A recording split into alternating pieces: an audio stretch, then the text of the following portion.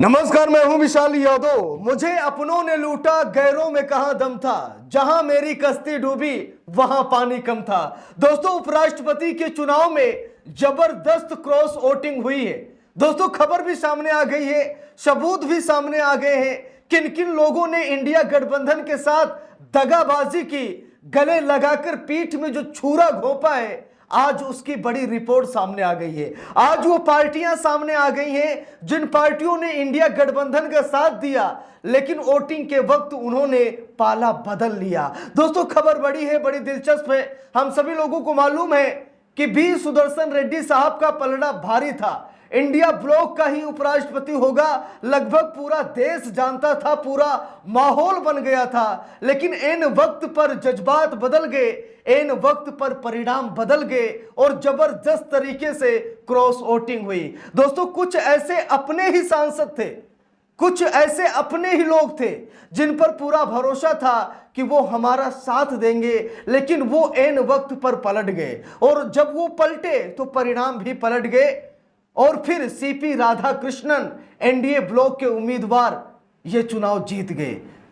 दोस्तों, खबर बड़ी है, ये खबर हम सभी को देखना चाहिए। हम सभी लोगों ने ये अंदाजा लगाया था कि लगभग 400 या 410-20 वोट सुदर्शन रेड्डी को मिलेंगे, लेकिन आया कितना? 300 वोट। एनडीए ब्लॉक के उपराष्ट्रपति पद के उम्मीदवार राधाकृष्णन को मिले 452 वोट। तो दोस्तों, ये खेल कैसे खेला गया, ये कैसे क्रॉस वोटिंग हुई, आज इसको लेकर हम सभी लोग यहां पर चर्चा करेंगे। जरा देखिए, हिंदुस्तान अखबार में छपी इस खबर को देखिए। लिखा भी है, उपराष्ट्रपति चुनाव में हुई क्रॉस वोटिंग, इन दो दलों पर उठे सवाल, सीपी राधाकृष्णन को 14 वोट ज्यादा मिल गए। यानी कि जिसका आकलन भाजपा ने नहीं किया, प्रधानमंत्री नरेंद्र मोदी ने नहीं किया, वो 14 वोट राधाकृष्णन को मिल गए। कैसे मिल गए, अभी इसको लेकर हम सभी लोग यहां पर चर्चा करेंगे। देखिए, खबर में लिखा है, राधाकृष्णन को कुल 452 वोट मिले, जबकि एनडीए के पास 427 सांसदों के वोट थे। अब जरा सोचिए, एनडीए के पास कितने थे? 427 सांसदों के वोट थे और मिले कितने? 452। भैया, 427 थे तो 452 कैसे मिल गए? सबसे बड़ा सवाल यह है। लेकिन अब वहां पर इतनी बड़ी धांधली तो हो नहीं सकती, क्योंकि इतना बड़ा चुनाव तो था नहीं। अब वहां पर मेंबर ऑफ पार्लियामेंट का ही एक हिसाब से पूरी तरीके से बोलबाला था, तो वहां धांधली की बात हो ही नहीं सकती। लेकिन हाँ, क्रॉस वोटिंग की बात तो जरूर होगी, और क्रॉस वोटिंग हुई है। जब एनडीए के पास कुल 427 सांसदों के वोट थे, तो 452 कहां से आ गए? यानी कि अपनों ने ही गला घोटा है। कहते हैं ना कि किसी भी पेड़ के कटने का किस्सा न होता अगर कुल्हाड़ी के पीछे उसी लकड़ी का हिस्सा न होता। आज दोस्तों, इंडिया गठबंधन को हार का सामना करना इसीलिए पड़ा क्योंकि अपने ही कुछ गद्दार निकले हैं। देखिए, यहां पर लिखा है, राधाकृष्णन को कुल 452 वोट मिले, जबकि एनडीए के पास 427 सांसदों के वोट थे। वहीं जगन मोहन रेड्डी की अगुवाई वाली वाईएसआरसीपी के 11 सांसद भी एनडीए उम्मीदवार का समर्थन दे रहे थे। अब उनको मिले अतिरिक्त 14 मतों को लेकर कई चर्चाएं हो रही हैं कि ये कैसे हो गया, ये कहां क्रॉस वोटिंग हो गई। आज दोस्तों, यहां पर हम लोग चर्चा जरूर करेंगे।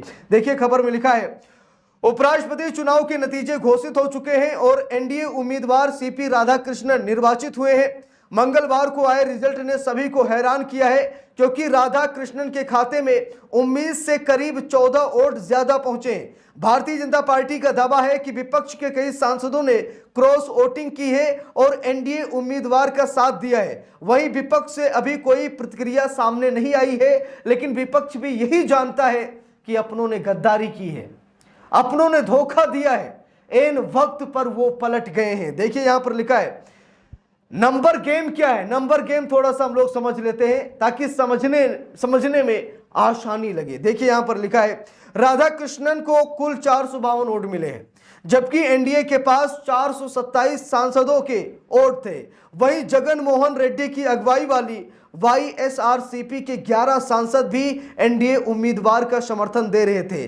अब उनको मिले अतिरिक्त 14 मतों को लेकर कई चर्चाएं राजनीतिक गलियारों में चल रही हैं। इधर विपक्षी इंडिया गठबंधन के उम्मीदवार सुदर्शन रेड्डी को मिले 15 वोट अवैध माने गए हैं।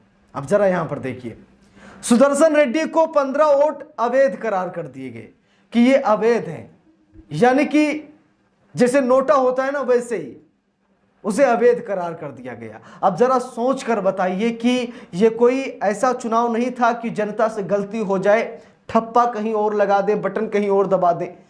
अब ये 15 वोट अवैध कैसे निकले, इसको लेकर के इंडिया गठबंधन भी समझ नहीं पा रहा है कि इतने पढ़े लिखे सांसद, जो कि लगभग ये लोग वोटिंग करते रहते हैं, समझते हैं, राजनीति करते हैं, इनके वोट अवैध कैसे हो सकते हैं, सबसे बड़ा सवाल ये। अब दोस्तों आगे देखिए, किसने किया क्रॉस वोट, ये भी हम लोग देख लेते हैं कि किसने दगाबाजी की। लिखा है हिंदुस्तान टाइम्स के अनुसार एनडीए के कुछ नेताओं ने कहा कि झारखंड और महाराष्ट्र समेत कुछ राज्यों से विपक्षी सांसदों ने क्रॉस वोटिंग की है। अब यहां पर देखिए, हिंदुस्तान टाइम्स के अनुसार यह खबर आई, जहां पर भाजपा के एनडीए के कुछ नेताओं ने इस बात का दावा ठोका कि झारखंड और महाराष्ट्र समेत कुछ राज्यों से विपक्षी सांसदों ने क्रॉस वोटिंग की है। भाजपा के एक पदाधिकारी ने अखबार को बताया, दोनों राज्यों में उनके पक्ष में कुछ संभावनाएं थी। खास बात है कि वो दोनों राज्यों के राज्यपाल रह चुके हैं। वहीं कुछ विपक्षी नेता आम आदमी पार्टी और शिवसेना को जिम्मेदार बता रहे हैं, लेकिन दोनों दलों ने आरोपों से इनकार कर दिया। अब दोस्तों ये कहा गया कि आम आदमी पार्टी ने दगाबाजी की है, शिवसेना जो उद्धव गुट की है उसने दगाबाजी की है, लेकिन इन दोनों पार्टियों ने इन आरोपों को इनकार कर दिया है कि नहीं, ऐसा नहीं है, हमने कोई दगाबाजी नहीं की है, हम पूरी ताकत के साथ इंडिया गठबंधन के साथ खड़े थे, हमने सुदर्शन रेड्डी को ही वोट दिया है। लेकिन दोस्तों कुछ ऐसी पार्टियां हैं जिन्होंने दगाबाजी की, और सबसे बड़ा सवाल यह है कि राधा कृष्णन, माफी चाहूंगा, सुदर्शन रेड्डी साहब इंडिया ब्लॉक के जो प्रत्याशी थे, सुदर्शन रेड्डी साहब क्या कह रहे थे कि भाजपा के कुछ सांसद हमारे संपर्क में हैं, कह रहे थे ना, उनका बयान मैंने आपको कई बार दिखाया। जहां पर इंडिया ब्लॉक के उपराष्ट्रपति पद के उम्मीदवार सुदर्शन रेड्डी साहब ने कई बार यह दावा ठोका था कि हमारी जीत पक्की हो रही है क्योंकि एनडीए बीजेपी के कुछ सांसद हमारे संपर्क में हैं। लेकिन शायद इनको यह नहीं पता था कि हमारे कुछ सांसद एनडीए के संपर्क में हैं।